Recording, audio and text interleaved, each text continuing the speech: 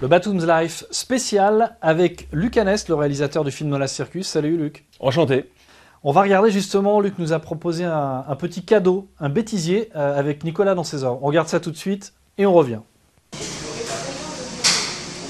Oh, t'as mis... Oh, non, c'est macro. Quand il fallait tirer, moi j'ai poussé. Oh, gentil. Ah, qui fait chaud là. Je sais pas pourquoi je savais que j'allais la mettre, c'est juste ça que je redoutais. Go, go. Ah non, stop, oui. Oui, vas-y. Souris Nico un petit peu, on va croire que tu fais la gueule. Tu vois, le mec c'est un pro, il s'est maquillé, il répond son portable, il a pas le temps. C'est un pro. Ok, retourne à tes occupations, Lac. Je tourne là.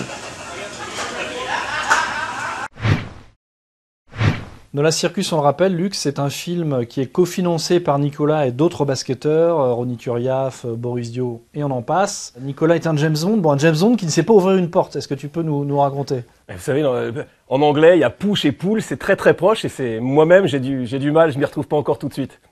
Non, c'est vrai que c'était marrant, on a passé toute une journée quand même là sur... Enfin, 2 jours quasiment dessus, mais... Bon, le coup de la porte, c'était en fin de journée. Donc c'était là, il y avait la fatigue qui fait mettre en compte. La scène, on a fait 10 fois parce que j'étais vraiment nul sur ce coup-là. Et c'était un moment de fatigue. Mais sinon, c'était vraiment marrant, quoi. C'est vraiment un bon souvenir, ouais.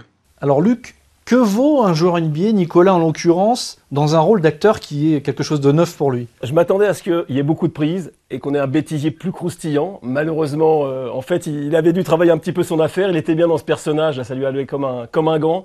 Ce personnage élégant, un peu classieux, un peu lunaire aussi. C'était drôle, on a bien ri.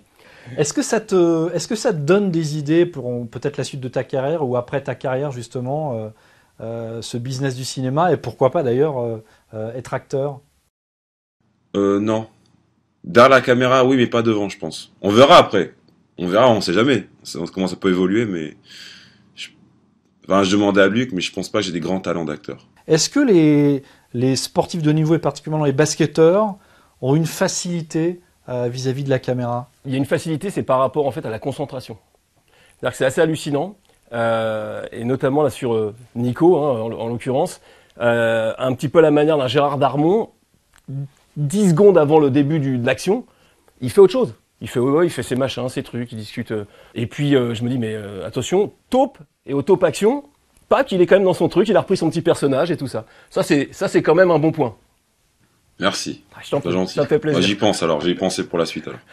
D'ailleurs, par rapport au tournage, j'ai l'impression que là, ça y est, tu commences à te laisser pousser une petite afro. C'est que le début, mais tu me confirmes. Voilà, non mais c'était un peu le but. J'ai coupé juste avant pour le tournage, mais c'est vrai que là, j'y pense maintenant. Luc, pour terminer, on va peut-être rappeler donc le film n'est pas encore tourné, le montage financier est en train de se finaliser et le tournage est prévu pour... Alors tournage, effectivement depuis que Nico nous a rejoint, ça a été un élément essentiel parce qu'il est arrivé à un stade de production où sa participation, son implication tant financière qu'en tant qu'homme, effectivement nous a permis de basculer en fait dans la préparation. Et donc on a 5 mois de préparation, 5 à 6 mois, qui nous emmèneront sur un tournage, on va dire automne 2013, en rapport également avec la disponibilité d'Eric Abadou. Et ce qui veut dire que le film, on pourra le voir quand à peu près? Ce sera, je pense, aux alentours de mai, avril-mai 2014. Très bien Luc, merci de nous avoir rendu visite, merci pour ce bêtisier. Et puis donc on retrouve Gérard Darmon là juste après pour les questions des internautes.